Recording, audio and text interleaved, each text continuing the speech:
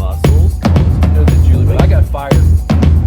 You definitely want to try something new when it comes to this stuff. Even the clients that I quote unquote lost end up eventually coming back to try something new. Mm-hmm. They always come back, man, especially if they knew that you were good before with your hands. And if you try something different, they go out and they'll try someone else and they're like, well, let's see if he's done anything new. And if it does or can and will change something in me. They'll always come back, man. I have a feeling that most people are just afraid to go through that loss, you know? Yeah. I mean, if you've got a client who's been trained for this table service, and then all of a sudden you switch to the mat, do they have a bodywork problem or a business? I mean, you have a business problem. And they're like, how do I do it? I'm like, okay, how long are your table sessions? They're like 90 minutes. I'm like, okay, cool. 90 minutes is that's much better than an hour, by the way, especially for pain stuff. How long do you want your mat sessions to be? They're like, well, I'd really like to do 2 hours. I'm like, cool. Give the client the same table fee for 90 minutes. Give them 2 hours on a mat. What? Yeah. Give the client 30 free minutes. And they go, oh. I'm like, are you losing 30 minutes of income? Or are you able to paint on a larger canvas and transition the client? Now, once that client has had that 2 hour session, you've given them a discount. I'm like, listen, you're going to get a much more full expression on a mat. If you want to do table work and you love effleurage or loamy or whatever, I'm not saying you can't have that as a part of your practice, but that's not what I'm teaching. That's all. Like other people teach this and teach it better than I do. I want to go over here to this mat-based thing. I want to focus on this. The deal is, if you want your practice to be 50-50, you have to create enough of these clients to make it that 50%. Once the client gets hooked on this mat stuff, where are they going to go? And they're like, oh, and I'm like, yeah. And then when you get good enough, you teach it and then you build more, you know? You can build on that. It's a huge foundation. One thing that I like about the work is that it's foundational work. It's like you're really sweeping people completely off their feet. It's about leverage and a lot of communication.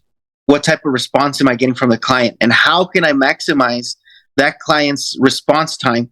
Or how can I maximize their breathing? Everything was layered. But everything was always on that first foundational move. I love that, man.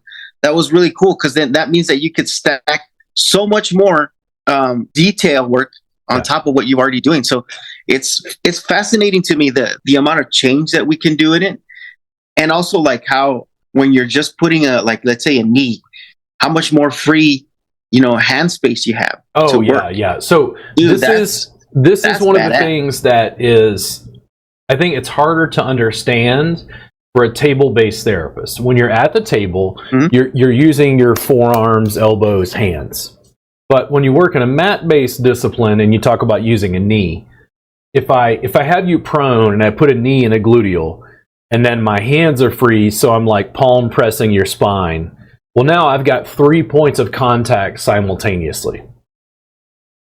And I go, what's this right here? My knee is still delivering pressure, but and here's what happens. Once you start to juggle, which ball do you focus on?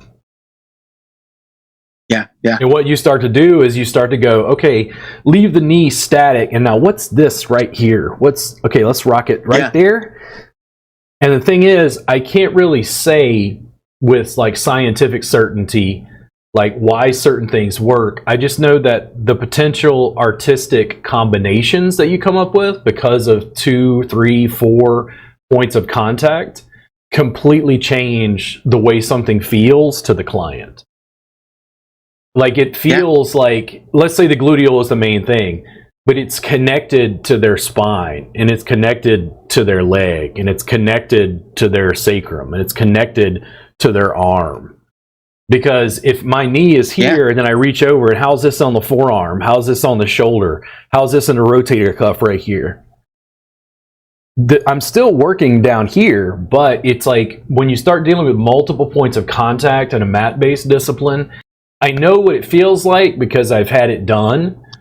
But basically when the client went, oh, when Chewbacca showed up, oh, I'm like, do that again, do that again, do that again. And after I did that for 3 hours, the clients, dude, you had to peel them off the mat. They were like, Jesus Christ, dude, what the fuck? Dude, oh my God. I have never had a session like that. Here's what I hear from the clients. Why aren't massage therapists doing this? Yeah, I hear that too, man. I go, you're gonna feel really weird when you hear this, but they're telling me it's not massage. And they're like, what? They're like, dude, but this is way more effective. And I'm like,